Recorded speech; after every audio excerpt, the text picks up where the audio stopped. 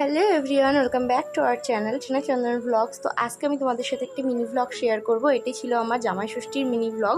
তো আমি একটু লেটেই শেয়ার করছি, আর বড় ব্লগটা আমি পোস্ট করে দিয়েছি, সেটা গিয়ে তোমরা চাইলে দেখে আসতে পারো। প্রথমেই তোমরা যে ডিনার সেটটা দেখলে সেটা ছিল মায়ের জন্য জামাই ষষ্ঠীর গিফট, আর মা আর আমি মিলে কিনতে গেছিলাম। তো মা পছন্দ করেই কিনেছে। তারপরে দেখো বাড়ি এসে আমরা রান্নার তোড়জোড় করছিলাম, আর তার মধ্যে কিন্তু ও চলে এসেছিল।